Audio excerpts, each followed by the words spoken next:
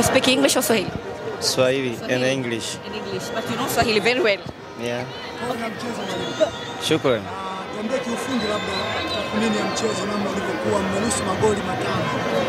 Penginepo wapi waliwazidi Yanga leo? Ya magoli matano nafikiri kwa namna tulivyopoteza mechi ni mambo matatu yametuhukumu kwenye mechi hii. Sawa. Jambo la kwanza ni tactical discipline. Jambo la pili ni quality ya timu. Sawa? Ya timu ambayo tulikuwa tunacheza nayo. Na jambo la tatu ni makosa binafsi.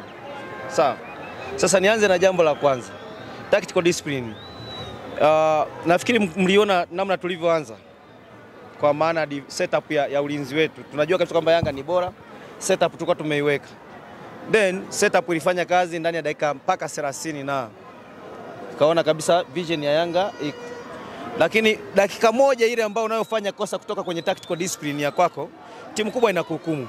So ule upande wa Israeli nafikiri kuna majukumu ambayo kwa tumeweka dhidi ya mchezaji aliyekuepo. Kwamba wewe na nani, eneo hili na nani, then eneo la katikati nani na nani. Umeelewa?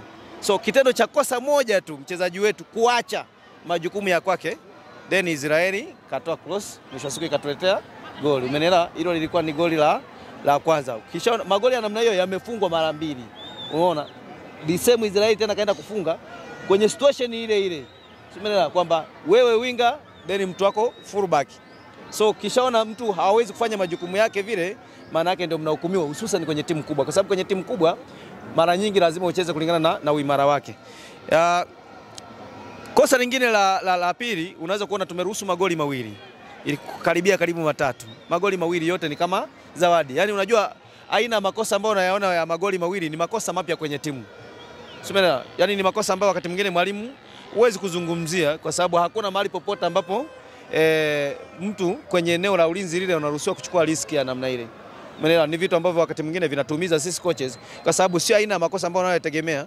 Tumetoka mapumziko tukasema okay, goli mbili twende tukadefend katika tactical namna ile, lakini tukatafute goli moja. Sasa kitendo cha goli la tatu lile liloruhusu kwa namna ile goli la tatu likademoralize morali kabisa ya timu. So vingine vilivyokuwa vinafuata ni kwa sababu pia mmesha concede aina ya magoli ambayo mna concede, mnaona kama wapinzani hawatumii nguvu kubwa sana, ni kama ninyi mnawapa nini? Mnawapa zawadi. Sio kitu ambacho kilikuwa kizuri, lakini tusisahau pia kwenye mechi hii quality ya wachezaji wa Yanga. Umeelewa? Wakati mwingine tunapokuwa tunazungumzia prison Yanga, tusisahau pia kwamba quality ya wachezaji aina hapa Kome na nani kwenye timu wanaweza kufanya kitu chochote kile. Kwa hiyo ni mechi ambayo wakati mwingine imeamuliwa na ubora, imeamuliwa na makosa binafsi, imeamuliwa na tactical discipline, maeneo matatu. Hadi pengine